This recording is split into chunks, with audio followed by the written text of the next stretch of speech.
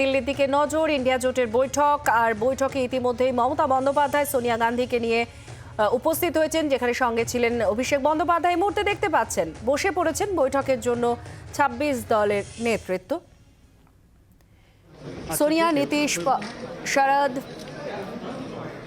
তারা আছেন এই বৈঠকে। এই বৈঠক থেকে ঠিক কি উঠে আসতে পারে? চতুর্থ বৈঠক এটি।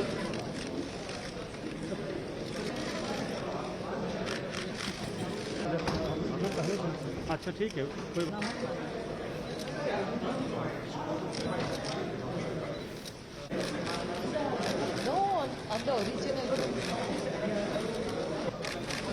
বিক্রম আমাদের প্রতিনিধির সঙ্গে রয়েছেন। বিক্রম, আমরা দেখতে পাচ্ছি সবাই বসে পড়েছেন বৈঠকের জন্য, কি খবর? বৈঠকের প্রস্তুতি চলছে, কিছুক্ষণের মধ্যেই কিন্তু বৈঠক শুরু হয়ে যাবে। মূলত সমস্ত এই ২৬টি বিরোধী দলের যারা শীর্ষ নেতৃত্ব রয়েছে তারা কিন্তু এই মুহূর্তে এই হোটেলে উপস্থিত রয়েছেন, যেখানে এই ইন্ডিয়া জোটের চতুর্থ বৈঠক হবে।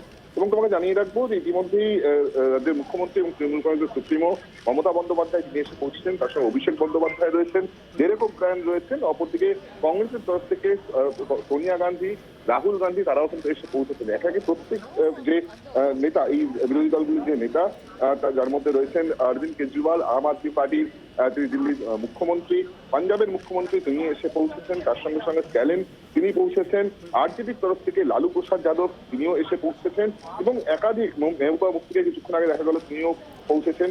সব মিলিয়ে এই মুহূর্তে বৈঠক কিন্তু আর কিছুক্ষণের মধ্যেই শুরু হবে, যেখানে বৈঠকের আগে ইতিমধ্যেই যেটা আমরা জানতে পারছি যে কংগ্রেসের তরফ থেকে কিন্তু একটা ৫ জনের একটি কমিটি তৈরি করে দেওয়া হচ্ছে। মূলত 1-to-1 যে ফর্মুলার কথা বারবার করে বলা হচ্ছিল, তৃণমূল কংগ্রেসের তরফ থেকে বারবার করে বলা হচ্ছিল, যখন ৭০% আসনে 1-to-1 ফর্মুলায় লড়তে হবে, সেই 1-to-1 ফর্মুলাকে কার্যকারী করার জন্য কিন্তু এই কমিটি তৈরি করা হয়েছে, ৫ জনের কমিটি তৈরি করা হয়েছে, এমনটাই কিন্তু আমরা জানতে পারছি। আপাততভাবে আর কিছুক্ষণের পরেই এই বৈঠক শুরু হবে, যেটা অত্যন্ত গুরুত্বপূর্ণ। মানে তৃণমূল কংগ্রেস বা মমতা বন্দ্যোপাধ্যায় গুরুত্বপূর্ণ ভূমিকা নেবে বলে মনে করা হচ্ছে। তার কারণ সাম্প্রতিক অতীতে একটার পর একটা রাজনৈতিক যে ডেভেলপমেন্টের ঘটনা ঘটেছে, যেখানে অবশ্যই উল্লেখযোগ্যভাবে সম্প্রতি শেষ হওয়া ৫ রাজ্যের নির্বাচনের ফলাফল, সেখানে ছত্তিশগড়, মধ্যপ্রদেশ এবং রাজস্থানে কংগ্রেসের কার্যত ভরাডুবি হয়েছে। এবং তার পরবর্তী ক্ষেত্রে আমরা দেখছি একটার পর একটা ডেভেলপমেন্ট, যেখানে পার্লামেন্টের সিকিউরিটি ব্রিচের মতন ঘটনা ঘটেছে।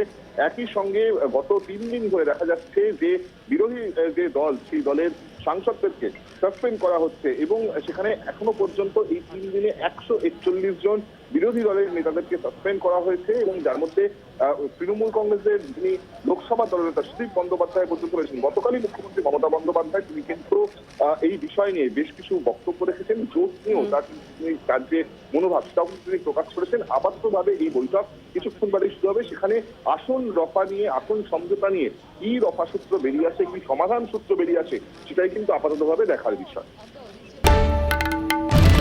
বাংলার আওয়াজ, বাঙালির আবেগ, জি ২৪ ঘন্টা।